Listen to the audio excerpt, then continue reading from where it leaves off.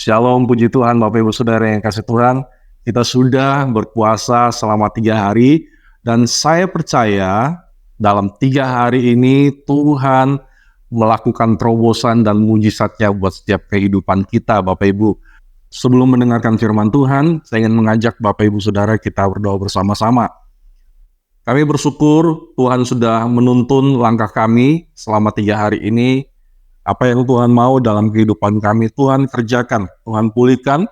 Doa hamba-Mu agar seluruh kami mengalami terobosan, terutama pemulihan mujizat-Mu, Tuhan nyatakan dalam kehidupan kami, dalam nama Tuhan Yesus, haleluya, amin. Bapak Ibu Saudara yang dikasih oleh Tuhan, setiap kita yang berpuasa, marilah kita mempunyai tujuan.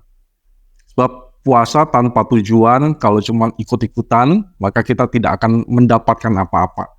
Tapi kalau kita mempunyai tujuan yang jelas mengapa kita berpuasa, mungkin kita sedang berdoa buat diri kita supaya kita semakin dekat dengan Tuhan.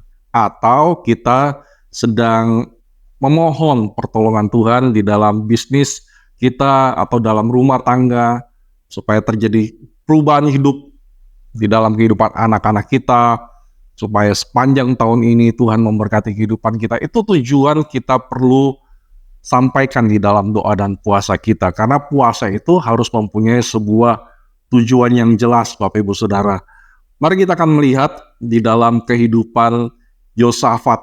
Di saat itu terjadi sesuatu yang besar. Apa yang menjadi sesuatu yang besar itu?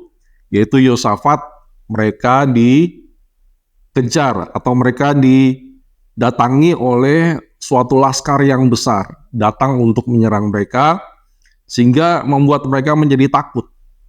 Dan dalam keadaan seperti ini, Yosafat kemudian menyerukan supaya seluruh Yehuda untuk berpuasa bersama-sama. 2 Tawari pasal 20 ayat 2-3, datanglah orang memberitahu Yosafat suatu laskar yang besar datang dari seberang Laut Asin, dari Edom.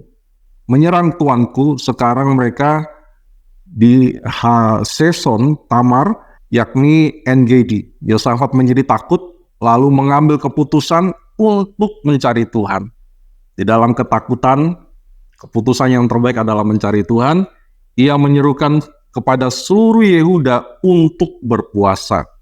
Jadi ketika menghadapi masalah besar, tantangan yang besar, yang pertama harus kita lakukan adalah mencari Tuhan. Yang kedua adalah berpuasa. Dan apa yang menjadi sesuatu yang dahsyat di dalam puasa ini, dan apa yang menjadi tujuan daripada puasa ini, tertulis di ayat yang keempat, 2 Tawari 20 ayat yang keempat, dan Yehuda berkumpul untuk meminta pertolongan dari Tuhan. Mereka datang dari semua kota di Yehuda untuk mencari Tuhan. Bapak Ibu Saudara, kita datang untuk mencari Tuhan. Ya, kita tidak datang untuk cuma mencari berkat, mencari sesuatu mujizat saja, tetapi yang paling utama adalah kita mencari Tuhan.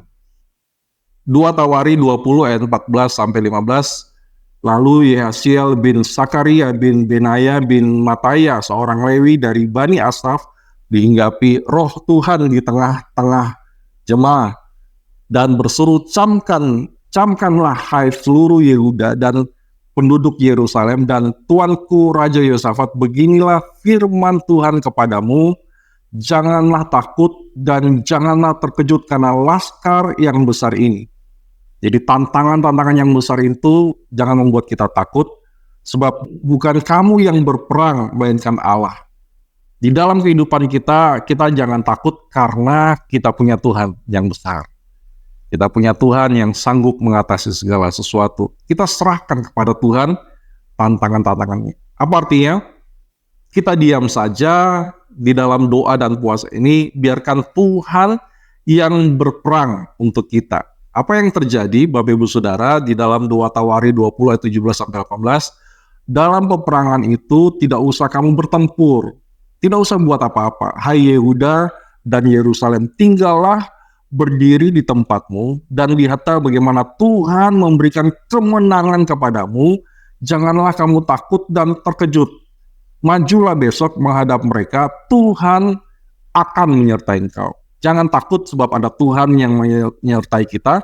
Ayat 18, lalu berlututlah Yosafat dengan mukanya ke tanah, seluruh Yehuda dan penduduk Yerusalem pun sujud di hadapan Tuhan, menyembah kepadanya. Ada saat di mana ketika kita tidak tahu apa yang harus kita perbuat, kita berseru kepada Tuhan, kita berpuasa, kita berdiam diri, kita menyembah. Dikatakan apa? Yosafat dengan muka sampai ke tanah, sujud sampai berlutut. Berlutut artinya berdoa, kemudian sujud di hadapan Tuhan dan menyembah. Itu yang kita bisa lakukan. Di saat kita tidak tahu membuat apa-apa, kita berlutut, sujud, dan menyembah. Di dalam doa dan puasa ini, kita banyak berlutut di bawah kaki Tuhan. Kita mohon pertolongan Tuhan di dalam kehidupan kita. Kita banyak menyembah dengan puji-pujian yang akan membawa kita semakin kuat di dalam menjalani setiap kehidupan kita. Bahkan dikatakan di dalam ayat yang ke-19, mereka juga menyanyikan puji-pujian. Kemudian orang Lewi dan Bani Kehat dan Bani Korah bangkit berdiri untuk menyanyikan puji-pujian bagi Tuhan Allah Israel dengan suara yang sangat nyaring. Artinya ketika kita tidak tahu membuat apa-apa, mari kita memuji Tuhan dengan suara yang sangat nyaring. Itulah yang akan memberikan kemenangan kepada kita. Apa yang terjadi? Lawan atau musuh itu mereka berperang sendiri. Di saat mereka sujud, berlutut, menyembah Tuhan, mereka berpuasa, mereka memuji dan menyembah Tuhan, lawan-lawan mereka itu berperang sendiri, saling membunuh satu dengan yang lain. Ayat yang ke-23, lalu Bani Amon dan Moab berdiri menentang penduduk pegunungan ya di Seir, hendak menumpas dan memusnahkan mereka. Segera sesudah mereka membinasakan penduduk Seir, mereka saling bunuh-membunuh. Dikatakan di sini, wah, mereka saling bunuh-membunuh di sini ya. Mereka punya rencana yang jahat, tapi Tuhan buat mereka saling membunuh satu dengan yang lain. Dan ayat yang ke-25 ini luar biasa. Setelah mereka saling membunuh, banyak sekali mayat di mana-mana. Saat itulah Yosafat dan Yehuda mereka datang. Apa yang mereka lakukan adalah mereka melihat ya banyak mayat di mana-mana, tapi juga mereka melihat di situ adalah apa? Ada banyak jarahan.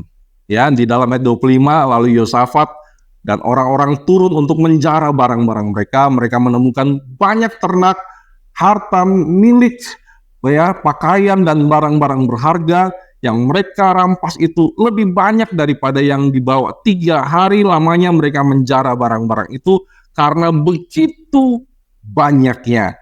Dikatakan jarahan itu ada banyak ternak, ya, kemudian harta benda, kemudian pakaian, barang berharga, dan dikatakan apa?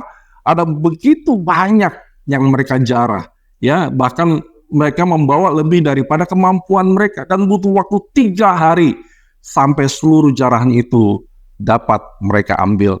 Di dalam kehidupan kita, iblis datang untuk mencuri. Apa yang dia sudah curi dalam kehidupan kita, mari kita rebut kembali, kita jarah kembali, dan kita akan melihat jarahan-jarahan itu. Kita akan mengambil jarahan-jarahan yang iblis sudah ambil dalam kehidupan kita, dan tangan kita akan penuh jarahan. Selama 3 hari ini kita akan dipenuhi dengan jarahan-jarahan. 3 hari kita menjarah tidak habis-habisnya. Tangan kita penuh ya dengan jarahan-jarahan itu. Saya percaya selama 3 hari ini ada begitu banyak jarahan-jarahan yang Tuhan sudah berikan kepada kita, bahkan tangan kita pun tidak cukup untuk mengambil setiap jaran-jaran yang ada, dan selama 3 hari ini Tuhan mengadakan mujizat dan pertolongan yang luar biasa. Tuhan Yesus memberkati, tetap semangat.